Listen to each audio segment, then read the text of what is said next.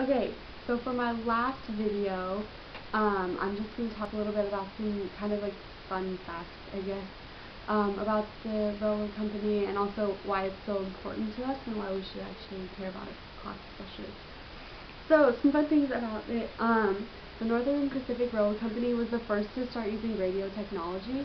Not only did they use it like in the tracks to tell each other when they were coming, um, using the little stopper fence things, so that other trains would know when they were coming. Before that, they just had to honk their horns and hope that nobody was asleep at the wheel, I guess.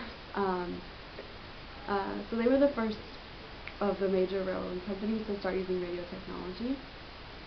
And then, but ironically enough, they were one of the last to switch from steam to diesel engines.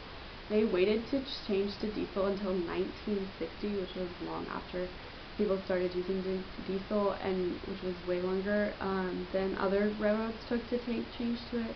So it's just kind of weird that they waited that long to switch. So the Northern Pacific Railroad Company carried both freight and passengers. In the beginning, they just mostly carried freight.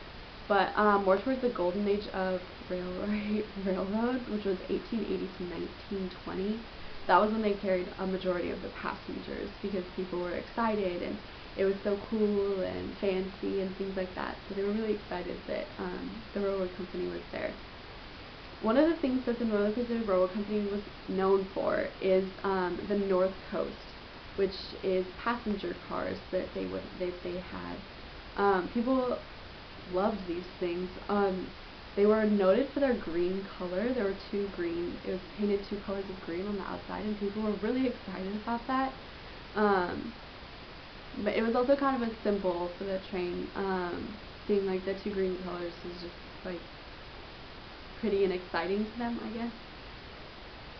So that was just really exciting to them.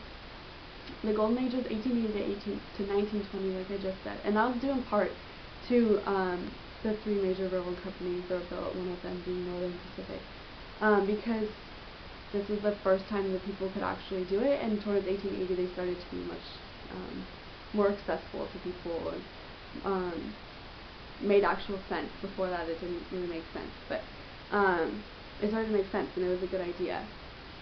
The Northern Pacific Railroad Company also carried a lot of logs, like logging, and that was because the Northwest obviously has such an abundance of greenery and green trees that